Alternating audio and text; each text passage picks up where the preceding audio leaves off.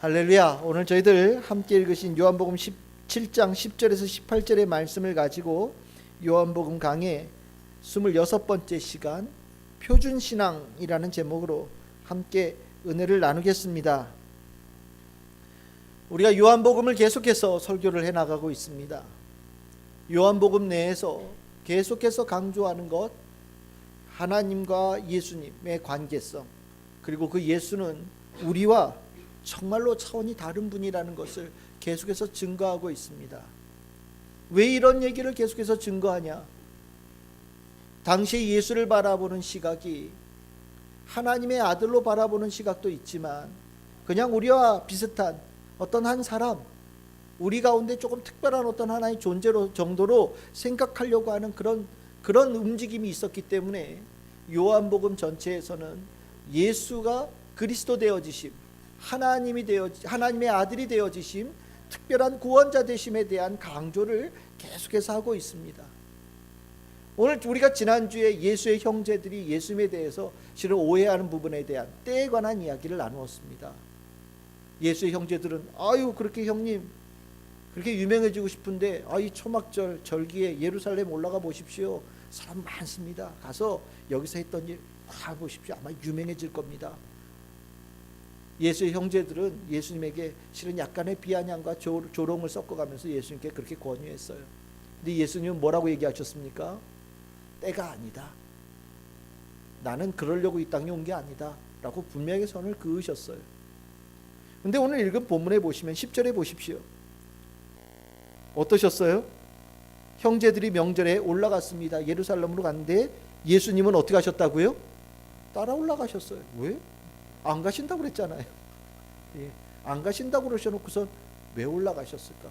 실은 요한복음 7장 10절은 굉장히 중요한 분기점이에요. 7장 9절까지는 예수님께서 갈릴리 지방에서 사역을 하셨어요. 자기 고향 근처에서 사역을 하신 겁니다. 주된 중심지가. 근데 오늘 7장 10절 이후에는 유대 지방 예루살렘 지역에서 사역을 시작하셔요. 실은 예루살렘으로 가는 실은 마지막 발걸음을 7장 10절서부터 이어지는 겁니다. 완전한 분기점이죠.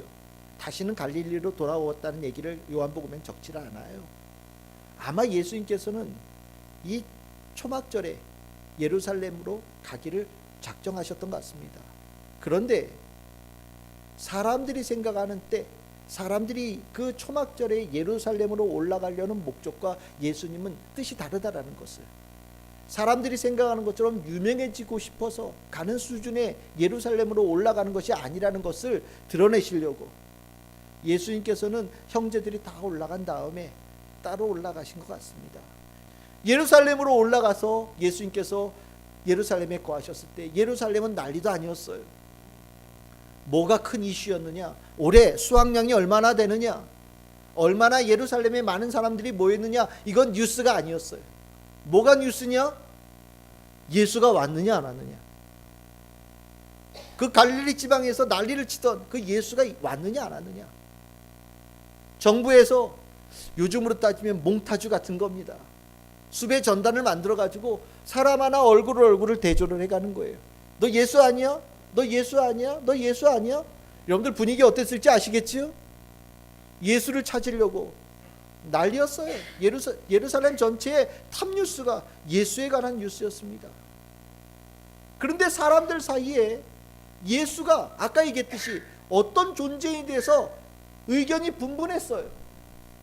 어떤 사람들은 예수가 좋은 사람이라고 얘기를 하고, 어떤 사람들은 아니다, 사람들을 미혹하는 사기꾼이다, 거짓말쟁이다, 가짜다 라고 서로 사람들 사이에서 의견이 분분했어요. 그런데 당시 분위기 어땠습니까? 수배 전단 만들어서 얼굴 일일이 대조해 가면서 예수 찾고 있으니 대놓고 얘기할 수 있겠어요? 대놓고 얘기 못하는 거예요. 뒤에서 수근수근 거리는 거예요. 칼 차고 다니는 사람들 나타나면 말 안 했다가 어디 저 방 안에 구석 같은 데 들어가면 둘셋이 모이면 예수에 관한 이야기를 하는 거예요. 너 예수에 관한 얘기 들었어? 야, 예수가 엄청난 일을 했대는데 그만큼 표적을 많이 행한 사람이 난 이제까지 들어본 적이 없는데 혹시 예수가 메시아 아닐까? 나는 그런 것 같아. 아이고 아니에요. 그런 사람 어디 한둘이었어요. 아이고 소문일 뿐이에요. 그 갈릴리 지방에서 무슨 선한 게 나와요. 분명히 성경에 얘기했잖아요. 메시아는 베들레헴에서 나와야 돼요. 베들레헴에서 나오는데 무슨 갈릴리 나사렛, 에이 말도 안 되는 얘기죠. 그냥 그 동네에 시골 애들, 생각 아무것도 없는 시골 애들이 괜히 유명해지고 싶어가지고 뭔가 일을 꾸며낸 걸 분명해요. 가짜예요. 사회가 어수선하니까 별 이상한 일들이 일어난 거예요. 사람들 사이에 의견이 분분한 겁니다. 예수님에 대한 의견들, 예수님에 대한 해석들, 이러한 부분들이 예루살렘 안에 아주 꽉 찼어요. 꽉 차 있는 분위기입니다. 예수가 누구냐? 도대체 예수가 특별하냐? 예수는 진짜냐? 예수는 가짜냐? 예수는 믿고 따라갈 만한 존재냐? 아니면 한번 왔다가 스쳐 지나가는 그냥 바람과 같은 존재냐? 사람들 사이에 예수에 대한 논란이 아주 분분한 거예요. 그런데 이때 아주 놀라운 사건이 일어나죠. 그게 뭐냐? 여러분들 14절입니다. 명절의 중간이 돼요. 이 초막절을 며칠을 지켰냐? 일주일 동안 지키거든요. 그러니까 중간이 됐다라고 얘기하는 것은 한 수요일쯤 된 거예요. 수요일쯤에 예수님께서 갑자기 나타나셨어요. 나타나셨는데 나타나신 곳이 어디냐? 유대 땅의 중심지 예루살렘. 예루살렘에서도 중심이라고 할 수 있는 성전에 예수님께서 딱 나타나셨어요. 수배 전단 들고 예수 찾으려고 온 사람들이 찾아 나서는 이 상황 속에 예수님께서 예수를 죽이고자 하는 본부가 있는 중심지에 예수님께서 나타나신 거예요. 일대 사건이 일어난 겁니다. 이거 누가 볼 때는 완전히 정면 승부인 것처럼 보이기도 하고요. 또 누군가가 볼 때는 야 이건 너무 좀 무모한 충동적인 일종의 좀 세상적인 얘기로 말하면 객기 아니야? 아니 예수는 한 사람이고 예수를 죽이려고 하는 거는 유대 땅에 힘 있는 권력 있는 사람들은 다 예수를 죽이려고 모든 힘을 동원하고 있는 상황 속에서 아니 어디 거기가 어디라고 예수가 그들이 거하고 있는 중심지에 딱 나타날 수 있습니까? 예수님께서 그곳에 나타난 이 사건, 왜 예수님께서 그곳에 나타나셨을까요? 왜 예수님께서는 예루살렘의 성전의 중심지에 그곳에 예수님께서 나타나셔서 그들 앞에서 한번 나타났다가 사라지는 것도 아니고 그 앞에서 가르치는 사역, 길게 그들 앞에 설교를 하시고 주의 말씀을 전하는 일들을 행하셨을까요? 왜 그러셨을까요? 바로 이 일은 정부 당국이 무서워서 대놓고 말하지 못하고 수군거리고 있는, 뒤에서 수군거리고 있는 무리들을 위하여서 예수님께서 하신 사건입니다. 마음속에 예수를 따라가야 될 것인가 말아야 될 것인가 고민하고 있는 상황 속에 예수님께서는 예수를 적대하고 예수를 죽이려고 하는 그들의 중심지에, 그들의 홈그라운드 제일 중심지에 딱 나타나셔서 예수는 따를 만한 존재, 예수는 특별한 존재, 예수는 하나님의 아들, 예수를 죽이려고 하는 그 어떤 존재들보다 더 강하고 특별한 위대한 존재라는 것을 보여주시고 뒤에서 수군거리고 예수를 따를까 말까 고민하는 것이 아니라 예수를 당당하게 드러내고 쫓을 수 있는 하나님의 사람들, 예수 그리스도의 제자를 만들기 위해서 의도적으로 예루살렘에 있는 성전의 중심지에 나타나셔서 예수의 가르침을 전하신 거지요. 오늘 예수님께서 그 중심지에 이제 무리들을 위해서 오신 거예요. 예수님께서 가르치셨어요. 가르치신데 가르치는 내용은 하나도 나오질 않아요. 무슨 설교를 하셨는지 얘기가 없어요. 무슨 소리겠습니까? 예수님께서 무슨 내용을 설교하셨는지는 중요하지 않다라는 거예요. 이게 포인트가 아니라는 거예요. 그게 포커스가 아니라는 거예요. 그럼 뭐가 포커스냐? 예수의 설교에 듣고 거기에 반응하는 그것에 대한 반응이 이 이야기의 포커스예요. 예수님께서 설교를 하셨어요. 아마 설교의 내용은 우리가 지난번 때 나누었던 아마 요한복음 6장에 예수님께서 내가 누구다라고 설명하셨던 그 내용이 아닐까라는 생각이 들어요. 예수님께서 설교를 쫙 하셨어요. 예수를 죽이고자 하는 사람들이 모여있는 상황 속에서 예수는 가짜다, 예수는 별 볼 일 없는 존재다, 사람들에게 예수를 따르면 죽을 수도 있다라고 협박하는 가운데 예수님께서 그들 앞에서 가르침을 시작하셨어요. 근데 반응이 두 가지가 완전히 극명히 나누었습니다. 겉으로 드러난 반응과 속으로 있는 반응이 완전히 달랐어요. 겉으로 드러난 반응은 뭐냐? 여러분들 15절에 보십시오. 뭐라고 얘기되어 있습니까? 유대인들이 놀랍게 여겨 이르되 이 사람은 배우지 아니하였거늘 어떻게 그를 아느냐. 외적인 반응은 뭐였냐면 예수의 가르침을 폄하했어요. 예수의 가르침, 야 배우지 않은 사람이야. 당시 여러분들 유대인들의 이 랍비들은요 학위가 없어요. 학위가 없어요. 뭐 졸업장이 있는 게 아니에요. 그럼 뭘로 아느냐? 유명한 선생님 밑에서 그 선생님이 인정한 제자가 되어지는 것, 이것이 굉장히 중요한 거였어요. 그래서 여러분들 바울 아시지요? 바울의 선생님이 누구였다고요? 가말리엘이라고 하는 아주 유명한 랍비였어요. 바울이 자기를 소개할 때 뭐라고 소개하느냐? 내 선생님은 가말리엘이었다. 당시 최고의 랍비라고 얘기하는 가말리엘이 내 선생님이었다.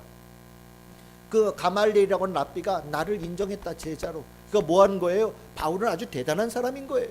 이렇게 누구의 제자냐가 굉장히 중요했습니다. 근데 예수님은 선생님이 있었나요? 없었잖아요. 그러니까 얘기하는 겁니다. 예수는 배우지 않은 사람이다. 예수의 말은 검증되지 않은 말이다. 에이구, 예수 저 말은 뭐 그렇게 해도 예수 저 아직 검증되지 않은 거라서 별 볼 일 없어. 옆에서 듣고 있는 유대인들이 겉으로는 쟤 학교도 안 나왔잖아, 선생님도 없어, 지 혼자 떠드는 거야. 겉으로는 예수 이러면서 들은 거예요. 그런데 겉으로 드러나는 반응은 그랬지만 속의 반응은 완전히 달랐습니다. 여러분들 15절에 다시 보시면 뭐라고 되어 있습니까? 유대인들이 놀랍게 여겼다라고 얘기를 해요. 속으로는 깜짝 놀란 거예요. 예수의 가르침이 완전히 우리가 나누는 이야기의 수준을 넘어선 거예요. 포인트를 정확하게 얘기를 하고요, 중심을 정확하게 얘기하고 굉장히 직설적이고요, 확신에 찬 설교였습니다. 예수의 말씀은 성경 전체를 꿰뚫는 말씀이었고 하나님의 생각을 다 아는, 정말 하나님의 뜻을 있는 그대로 풀어내는 설교였어요. 예수님은 그렇게 다른 분이었어요. 유대인들 학자들 수백 명을 모아놔도 예수님 한 분을 당해낼 방법이 없지요. 차원이 다른 분인걸요. 겉으로는 예수 쫓아가면 수배전단 들고 다니고서 당국에게 쫓기는 사람 따라가면 어떻게 되겠어요? 같이 망할 수 있어요. 그러니까 겉으로는 예수 따른다는 얘기를 못하지만 속으로는 깜짝 놀라는 거예요. 차원이 다른 거죠. 여러분들 예수님은요 달라요. 우리가 예수에 대한 믿음을 갖기 전에는 예수 만만하게 봅니다. 근데 예수에 대한 믿음을 갖기 시작하면 예수는 이름을 내 입에서 올리기조차도 실은 부담 갈 정도의 크신 분이에요. 하나님에 대한 얘기를 할 때 아유 하나님 뭐 그까짓 거 그런 존재가 어디 있어 라고 얘기할지 모르지만 우리가 거듭남의 경험이 있지요. 하나님을 만난 경험들을 가지고 있어요. 하나님을 만난 경험을 가진 자들은 절대로 하나님에 대해서 세상 사람들처럼 그렇게 하나님에 대해서 함부로 얘기하지 못합니다. 예수는 달라요. 아무리 유대인들이 예수를 죽이고자 노력해도 유대인들은 예수를 손도 대지 못합니다.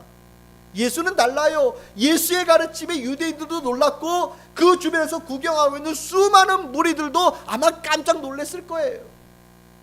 그러면 우리는 여기서 물어봐야 돼요. 예수님의 이 모습은 왜 특별한가? 예수님의 교훈은 왜 유대교 지도자들의 가르침과 뭐가 왜 차이가 나는가? 여러분들 유대인들의 가지고 있는 믿음의 수준이 문제가 없었다면 예수님께서 이런 가르침하지 않으셨겠죠, 그렇죠? 유대인들이 가지고 있는 신앙의 수준에 문제가 없었다면 예수님께서 아마 이렇게 성전에 가서 대놓고 1대1로 대결을 벌이실 필요가 없었을 거예요. 요즘에 이거 맞짱 뜨는 거거든요. 1대1 대결, 배틀 벌이는 거예요. 근데 예수님께서 왜 위험을 무릅쓰고 이거 가셨느냐? 유대인들이 가지고 있는 신앙의 수준으로는 절대로 하나님께서 기뻐하시는 수준의 신앙을 가질 수 없기 때문이에요. 안 된다라는 거예요. 그 수준 가지고는 함량 미달이라는 겁니다. 우리가 예수님의 가르침에 대해서 깜짝 놀라고 대단한 것을 깨닫게 되어지고 나면 뒤에 나오는 예수님의 이 자기 교훈에 이 특별할 수밖에 없는 이유에 대해서 예수께서 설명하신 것이 귀에 들어와야 돼요. 저는 이 부분을 어떻게 설명하면 좋을까라고 생각을 하다가 오늘 설교의 제목 표준신앙이라고 하는 단어를 썼습니다. 신앙은 이 정도 돼야 된다. 이것이 되어져야 바른 신앙이다. 다른 말로 표현하면 유대인들은 이러한 신앙을 갖고 있지 못하다라는 거죠. 그들 스스로는 자기네들도 신앙생활하고 있다고 생각할지 몰라요. 근데 예수님이 볼 때는 안 된다라는 거예요. 그건 신앙이 아니다라고 규정하는 거예요. 그래서 오늘 저는 예수님께서 예수님의 교훈이 특별한 이유에 대해 설명하신 이 부분들을 우리들이 가져야 될 신앙의 표준, 우리들이 가져야 될 신앙의 아주 근본적인 표준의 룰로 우리가 좀 생각하면서 받아들였으면 좋겠다는 생각이 들어요. 예수님의 교훈, 예수님의 가르침, 예수님의 이 신앙에 우리에게 가르친 신앙의 특별한 아주 중요한 첫 번째 모습이 뭐냐? 16절입니다. 내 교훈은, 우리 16절 다시 같이 한번 읽어보실까요? 시작. 예수께서 대답하여 이르시되 내 교훈은 내 것이 아니요 나를 보내신 이의 것이니라. 아멘. 예수님의 교훈은 유대인들과 달랐어요. 왜 그러냐? 예수님의 교훈은 예수로부터 시작되어진 교훈이 아니라 나를 보내신, 예수를 보내신, 즉 하나님으로부터 시작되어진 교훈이었기 때문입니다. 기원이, 가르침의 기원이 하나님에게 있다라는 거지요. 굉장히 중요한 겁니다. 우리가 지난주에 말씀을 드렸죠. 시작이 그러하면 그 다음에는 어디로 가야 됩니까? 끝이 그래야 돼요. 시작이 어딘지를 알았다면 우리는 그 시작에 대해서만 멈추는 것이 아니라 내가 가야 될 목표를 설정하게 되어지게 되는데 그 목표 또한 시작의 그곳이에요. 시작이 하나님께로 왔다면 신앙의 목적은, 신앙생활하면서 목적은 어디를 향해야 되겠습니까? 하나님을 향해 가야 돼요. 예수님께서 우리에게 가르친 첫 번째의 신앙의 표준이 무엇이냐? 신앙은요, 하나님을 향한 신앙이 되어져야 돼요. 하나님을 향한 신앙이 되어지지 않으면 신앙이 힘이 없어요. 우리가 신앙생활을 하면서 오늘 여러분들 설교를 듣고 있어요. 오늘 제가 전하는 설교를 듣고 있는 겁니다. 오늘 여러분들이 여동환 목사가 하는 설교에 대해서 귀를 기울이고 여동환 목사가 하는 소리가 무엇인지를 아마 여러분들이 이해하려고 노력하실 거예요. 그런데 만약에 오늘 설교를 들으시면서 이 여동환 목사가 한 설교에서 이 여러분들의 관심이 여동환에게 머문다면 여러분들 오늘 예배 잘못 드린 거예요. 오늘 예배를 드리고 제가 한 설교는 여러분들이 하나님께로 갈 수 있는 길을 열어드리기 위해서 설교를 하는 거예요. 오늘 제가 한 설교는 이 성경 본문에 대한 이해의 일부분이에요. 제가 느끼고 제가 생각하고 주님께 주신 말씀을 전하는 거예요. 그러면 이 설교되어진 것과 성경 본문을 가지고 여러분들은 이 신앙을 가지고 누구를 향해야 돼요? 하나님을 향해야 돼요. 아, 오늘 목사님이 그런 얘기 했으니까 오늘 목사님한테 잘 보여야지. 잘못된 신앙이죠. 오늘 여동환 목사님이 이 설교를 이렇게 얘기를 했어. 이게 답인 것 같아요. 아니에요. 저는 여러분들에게 하나님을 향해서 가르쳐드리는 길을 제공하는 것뿐이에요. 여러분들의 신앙은 언제든지 하나님을 향해야 돼요. 신앙을 하면서 잘못되어지는 경우들이 언제냐? 신앙은 열심히 하는데 하나님을 잊어버려요. 하나님의 생각이 없어요. 가운데 어떤 사람의 이름이 생각이 나고 오늘 목사가 설교했던 설교의 내용에서 머무르게 되어지고 오늘 참 즐거운 교회라고 하는 이 교회 내에서 머물게 되어진 신앙은 실은 의미가 없는 거예요. 예수님은요, 자기의 교훈이 누구에게서 시작했다고 말씀하셨어요? 나를 보내신 하나님. 예수의 교훈은 특별했어요. 근데 엄밀하게 특별하지 않지요. 가장 본질적인 걸 하신 거예요. 예수님은 설교 말씀을 통하여서, 가르침을 통하여서 사람들이 하나님에게 나아갈 수 있도록 만드신 거예요. 다르지요. 하나님을 만나야 되면 완전히 달라요. 여동환 목사의 설교가 아무리 유창할지라도 하나님에 관해서, 하나님이 아니면 아무 의미가 없어요. 우리가 신앙생활하면서 여러분들의 관심이 하나님을 향한 이 부분은 절대로 초점이 떠나면 안 됩니다. 하나님을 향한 것, 하나님을 향한 내 마음, 하나님을 만나고자 하는 이 욕망들이 여러분들 가운데 충만해져야 돼요. 예수님 우리에게 그것을 가르쳐 주셨고요. 아주 기본적인 것을 들었지만 듣는 사람들은 깜짝 놀라고 예수님의 특별함을 경험했습니다. 저는 여러분들에게 그런 은혜가 있기를 소망해요. 갈라디아서 1장 11절에서 12절에 보시면 바울이 아주 당당하게 사역한 근거에 대해서 얘기를 하는데, 그 근거에 대해서 얘기를 하면서 이렇게 얘기를 합니다. 뭐라고 얘기합니까? 내가 전한 복음은 사람의 뜻을 따라 된 것이 아니라 이는 내가 사람에게서 받은 것이 아니요 배운 것도 아니요 오직 예수 그리스도의 계시로 말미암은 것이니라. 바울이 사도로서의 능력을 가졌던 이유는 다른 데 있지 않아요. 예수 그리스도 하나님에게 향한 신앙이 아주 분명히 서 있었기 때문입니다. 가말리엘이라고 하는 좋은 선생님 밑에 성경 배웠지만 바울은 부활하신 예수 그리스도를 다메섹 가는 길에서 만난 다음에 하나님을 향한 초점의 신앙으로 분명히 다시 세워졌어요. 이게 우리에게 필요한 아주 중요한 신앙입니다. 이게 표준 신앙입니다. 여러분들이 이 신앙이 있기를 소망합니다. 두 번째로 예수께서 가르친 신앙의 표준이 뭐냐? 요한복음 7장 17절입니다. 우리 다 같이 한번 읽어보겠습니다. 시작. 사람이 하나님의 뜻을 행하려 하면 이 교훈이 하나님께로부터 왔는지 내가 스스로 말함인지 알리라. 아멘.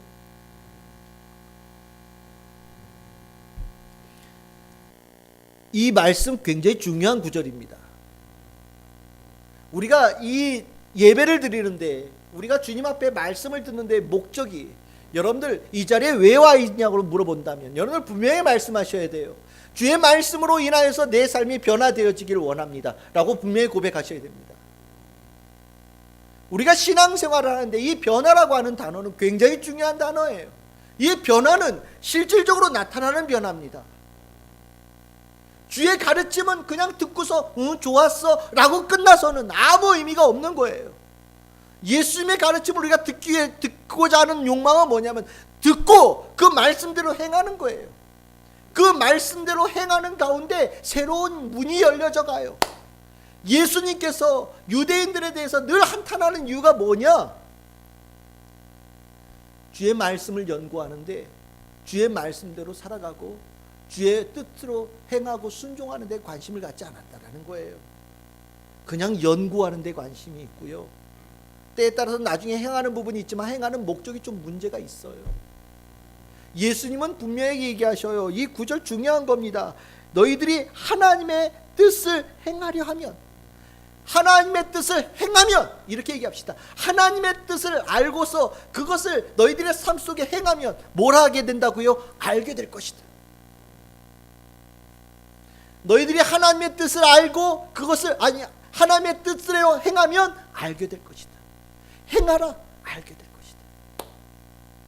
우리가 신앙생활하는데 예수님께서 가르쳐주신, 예수님은요 이 땅에 오셔서 말로만 하신 분이 아니셔요. 예수님은 스스로 삶에서 보여주셨습니다.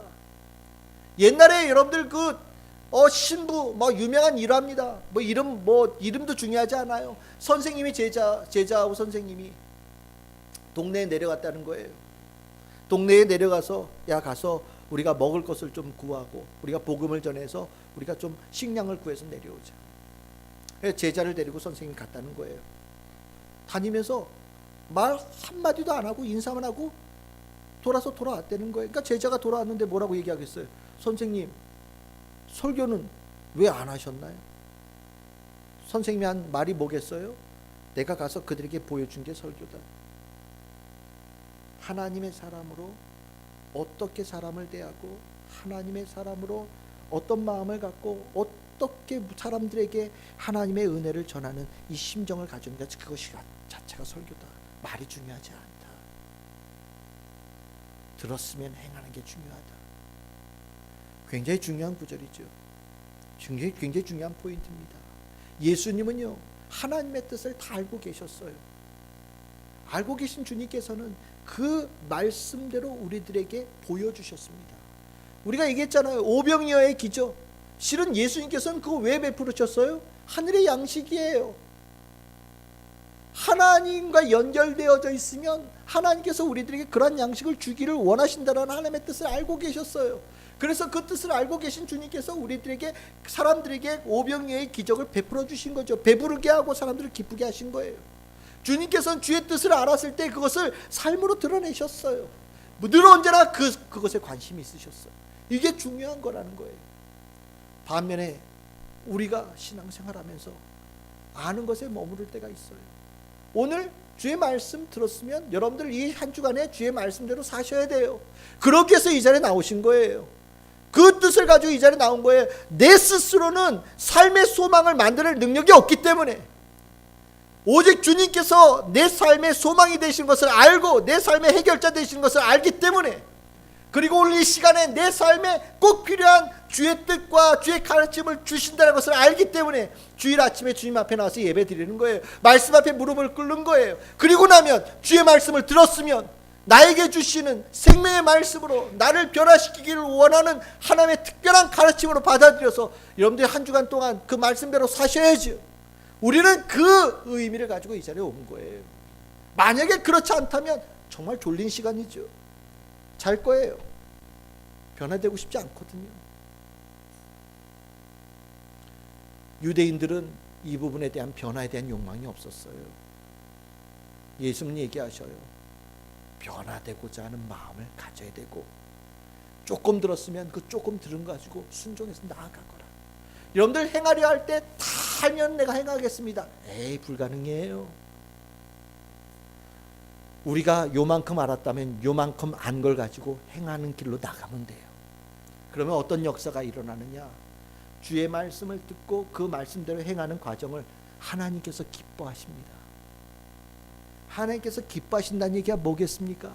하나님과의 관계가 형성이 되어져요. 영적인 관계가 길이 넓혀져요. 그러면 어떤 역사가 일어나겠어요? 그곳에 하나님께서 또 다른 깨우침의 세계를 우리에게 열어주기 시작하십니다. 여러분들, 우리가 모든 것을 다 알고 주의 뜻을 따르는 것은 불가능합니다. 하지만 가능한 것은 오늘 나에게 주시는 생명의 진리의 양식을 먹었으면 그 말씀을 가지고 오늘 한 발짝을 떼는 거예요. 한 발짝 한 발짝 떼어져 가면 그 떼어가는 그 과정 속에서 주의 역사가 일어나기 시작한다는 거예요. 주님께서는 이게 신앙의 표준이라고 얘기를 하셔요. 이게 표준 신앙이다. 두 번째입니다. 여러분들에게 순종의 행함의 신앙이 있기를 소망합니다. 이 표준의 신앙이 여러분들에게 분명히 세워지기를 소망해요. 세 번째 표준의 신앙입니다. 세 번째 신앙은 18절입니다. 7장 18절 우리 함께 읽겠습니다. 시작. 스스로 말하는 자는 자기 영광만 구하되 보내신 이의 영광을 구한 자는 참되니 그 속에 불의가 없느니라. 세 번째 표준의 신앙은 하나님의 영광을 구하는 신앙이에요. 유대인들이 가졌던 문제가 뭐냐? 다 좋아요. 어떤 이들은 하나님 말씀대로 행하는데 정말 열심히 가진 사람들도 있었어요. 그런데 문제가 뭐냐? 스스로 말하는 자예요. 하나님에게서 기원되어진 말씀이 아니에요. 말솜씨가 좋고요, 어떤 특별한 주제를 이야기를 하고요, 논리적인 전개가 완벽해요. 사람들이 좋아할 만한 내용들을 섞어요. 우스갯소리도 섞어요. 가끔 노래도 부르고 춤도 추고, 나올 때 아주 멋있는 복장을 하고 나와요. 한눈에 딱 봐도 저 사람 뭔가 있는 것 같아. 여러분들, 돈 얘기하는 사람들, TV에 가끔 이러면 돈 법니다라고 얘기하는 사람들이 어떤 옷 입고 나옵니까? 제일 비싼 옷 입고 나와요. 여러분들, 돈 버는 얘기하면서 후줄그레하게 입고 나오면 그 사람 믿겠습니까? 내가 특별한 사람이다라는 걸 표현하기 위해서 사람들이 다 갖는 모습이 뭐냐면 겉으로 얼마나 포장을 하는지를 몰라요. 머리에 기름 바르고 넥타이 멋있게 딱 매고 양복도 좋은 거 딱 입어서 100m 바깥에 봐도 와우, 저 목사님 정말 좋은 옷 입었네, 한눈에 알아볼 수 있도록 번쩍번쩍 빛나게 나타나지요. 유대인들도 그랬다는 거예요. 수많은 랍비들이 있어요. 그 가운데 내가 특별하게 돋보이고 싶으니 얼마나 꾸몄겠어요. 손을 하나 내밀어도 아주 멋있게 내밀고요, 바깥에 사람을 만날 때도 얼마나 멋있게 만났겠어요. 하나하나가 다 연기고요, 하나하나가 전부 다 그럴듯하게 다 계획되어진 행동들이었어요. 멋있을지 몰라요. 그런데 이런 자들은 목표가 있죠. 그게 뭐냐? 자기의 영광을 구해요. 금식을 하면서도 내가 이렇게 금식을 멋있게 합니다. 기도를 하는 모습도 얼마나 멋있는 포즈로 기도를 하는지. 성경이 있지요. 사람들 앞에서 길거리에 서서 나 금식 많이 한 사람이에요 그러면서 얼굴을 수척하게 만들고 서 있는 거예요. 기도할 때도 사람들이 많이 모인 데서 두 손을 하늘을 향하여 들고 기도하는 척을 하는 겁니다. 그럼 사람들이 어때요? 저분은 하나님의 멋진 사람이구나. 그리고 지나가면서 뭐 하냐면 얼굴이 금식을 많이 해서 수척해 보이니까 목사님, 아니 목사가 아니죠, 라삐님 뭐 맛있는 거라도 좀 사서 드세요 그러면서 도움을 준다는 거예요. 그걸 위해서 사람들이 있고 저분은 얼마나 대단한 분인지 몰라. 그 소리를 들으려고 일부러 시장을 돌아다닌다는 거예요. 자기의 영광을 구하는 거죠. 신앙생활하면서 실은 내 영광을 위해서 신앙생활하는 경우들이 실은 많지요. 모든 신앙의 초점이 나에게 맞춰진 경우들이 있지요. 근데 예수님은 우리에게 완전히 다른 관점을 가르쳐 주시지요. 뭐를요? 하나님의 영광을 위한 신앙이에요. 이 얘기를 하면서 무슨 얘기를 하시느냐? 17절 이렇게 얘기합니다. 18절 이렇게 얘기합니다. 참되다. 속에 불의가 없다라고 얘기해요. 이 단어를 보통 쓸 때가 언제냐면 종에 대해서 얘기를 할 때 이 얘기를 합니다. 종에 대해서 얘기할 때 충성돼야죠. 참돼야죠. 거짓이 없어야죠. 다른 생각 품지 않아야죠. 나는 통로니까요. 내 주인이 있어요. 나를 보내신 이가 있고요. 나에게 가르침을 주신 이가 있어요. 뜻을 가지고 계신 근원이 계신 분이 계셔요. 나는 그를 대행해서 온 존재예요. 나는 그분이 가지고 있는 것을 전해주는 것 뿐이에요. 전해주어서 사람들이 하나님의 영광을 구하는 데 관심을 가져야지. 이 가운데 만약에 나의 영광을 구한다면 이거는 거짓이지요. 잘못되어진 거지요. 아무것도 아닌 거예요. 하나님 떨어진 나는 머리가 하얗게 비어있는 존재예요. 아무것도 아니에요. 하나님과 연결되어져 있고 쓰임 받을 때 가치 있는 존재가 되는 거죠. 그래서 우리가 신앙생활을 할 때는 하나님의 영광을 구하는 신앙을 늘 가져야 돼요. 이것이 내 머릿속에 있어야 돼요. 이것을 위해서는 뭐가 필요하냐? 진실돼야 돼요. 굉장히 진실되어져야 돼요. 진실되어지고 참되어지고 다른 의미, 다른 욕망, 다른 이익을 구하는 것에 대한 부분이 내 안에 없어야 돼요. 그러면 이게 반대로 얘기할지 모르겠지만 그렇게 되어지면 하나님께서 그와 함께 하셔요. 그런 자에게 하나님께서 함께 하셔요. 그러면 어떻게 되겠어요? 하나님의 영광이 그 가운데 나타나요. 하나님의 영광이 나타나면 어떤 역사가 일어나냐? 하나님께서 이 주의 종이 하는 이 말, 주의 종이 하는 모든 행위가 옳은 것이다, 참된 것이라고 주님께서 인증해 주세요. 사람의 인증이 중요한 것이 아니라 하나님의 인증이 중요한 거죠. 그렇게 참되게 불의가 없게 있는 그대로 하나님의 뜻, 하나님의 영광을 위해서 살아가는 모든 이들에게 주님께서는 사람의 인정이 아니라 하나님께서 인정해 주셔서 사람이 거부할 수 없는 권능을 주신다라는 거예요. 겉으로는 쟤는 안 배운 애야, 쟤는 선생님이 누군지도 몰라, 폄하하고 싶을지 모르겠어요. 그렇지만 속으로는요, 거부할 수 없는, 그를 따르고 그를 흠모하고 그에게 놀라고 그에게 무릎 꿇게끔 만드는 이 아래 보이지 않는 영역의 역사가 일어나는 거예요. 누구에게요? 하나님께서 인정하는 자에게 나타나는 거예요. 예수님은요, 이게 표준적인 신앙이라고 우리에게 가르쳐 주셔요. 예수의 교훈이 특별한 이유는 바로 이 세 가지 때문이다. 첫 번째가 뭐였어요? 하나님을 향한 신앙이에요. 시작이 주님께로부터 왔으니까 우리들의 신앙의 목표 하나님에게 향해야 돼요. 다른 데로 빠지면 안 돼요. 두 번째는 뭐였어요? 순종의 행함이 있는 신앙이다. 이게 표준이다. 너희들 삶의 변화를 꿈꾸며 내 앞에 오거라.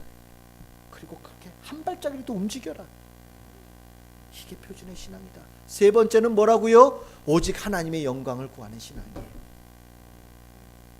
하나님의 영광을 드러내는 신앙이에요. 이게 표준 신앙이라는 거예요. 이렇게 되어지면 예수님께서 우리에게 보여주신 그 모습 우리가 그렇게 드러낼 수 있어요. 우리를 통하여서 예수님께서 이 땅에 성전 앞에서 당당하게 외치셨던 그리고 사람들의 마음을 움직였던 그 복음을 전하는 능력이 오늘 이 자리에 여러분들에게 나타날 수 있어요. 근데 이게 특별한 거냐고요? 아니에요. 스탠다드라는 거예요. 스탠다드, 표준이다. 표준이다. 이게 신앙이다. 이게 진짜 신앙이다. 우리가 신앙생활 하면서 이렇게 저런 모습으로 하죠. 관습이라는 게 있고요. 또 관성이라는 게 있어요. 하던 대로 쭉 해오는 거죠. 다른 사람이 하던 모습을 모방하는 것들도 있습니다. 그런데 그렇게 관습적이고 관성적이고 모방적인 신앙을 쭉 해오다가도 어느 날은 정신 차릴 때가 나타나야 돼요.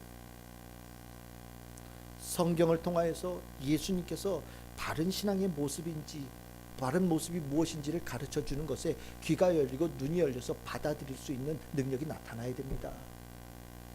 예수님의 가르침은 들어도 되고 안 들어도 되는 말씀이 아니에요. 따라야 될 표준적인 모습 말씀이에요. 우리에게 주시고자 하는 진리의 말씀이에요. 오늘 여러분들 이 말씀 여러분들 마음에 새기시겠습니까? 여러분들의 신앙을 이 말씀을 가지고 다시 한번 정리해 보시겠습니까? 정립하시겠습니까? 중요합니다. 예수의 말씀 중요합니다. 예수를 통하여서 하나님께 갈 수 있는 유일한 통로입니다. 하나님께 갈 수 있는 유일한 통로는 예수밖에 없어요. 여러분들에게 그렇게 주님께서 주신 오늘의 말씀은 중요한 말씀이에요. 믿음이 안 생겨요, 목사님. 무슨 소리인지 하나도 모르겠어요. 나는 도대체 마음에 들어오질 않아요. 오늘 나누었던 이 말씀 여러분들 마음속에 새겨보십시오. 나의 시작, 나의 행함, 그리고 오직 하나님께 영광을 구하는 신앙.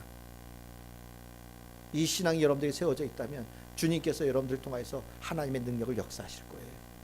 오늘 이 말씀이 여러분들의 삶 속에 큰 능력이 되시기를 주의 이름으로 축원합니다. 기도하겠습니다.